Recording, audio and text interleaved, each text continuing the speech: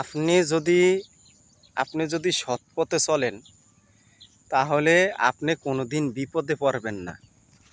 এখন বর্তমানে কিছু কিছু মানুষ আছে যে আসলে কথায় কথায় খালি মিথ্যা কথা বলে, কথায় কথায় মিথ্যা কথা বলে, আর খালি মানে আপনার কসম কাটে।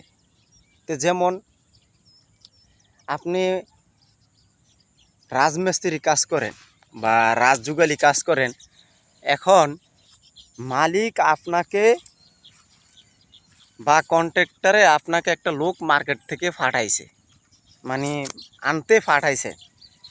পাঠানোর পরে এখন লেবারের রোজ হইল 800 টাকা, আপনি কইলেন 1000 টাকা। আপনি কইলেন কন্ট্রাক্টরের বা মালিকের কইলেন 1000 টাকা। ফোন দিয়া বললেন যে ভাই লেবারে মার্কেট তো 1000 টাকা, এখন আনুম না আনুম না। তখন আপনি ওই লোকের 800 টাকা করে নিয়ে আসলেন।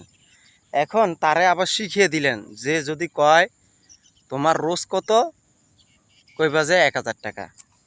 তাহলে এই যে দেখেন, মালিক মাহাজনের থেকে আপনি মিথ্যা কথা কইয়া একজন মিস্ত্রি হিসাবে আপনি 200 টাকা খাইলেন। মানে কন্ট্রাক্টরের কাজ করেন আর মালিকের কাজ করেন, আর মিথ্যা কথা কইয়া 200 টাকা খাইলেন। হ্যাঁ, এই 200 টাকার বিনিময় আপনার কত টাকা যে যাইব গিয়া একমাত্র আল্লাহ পাক ছাড়া কেউ জানে না।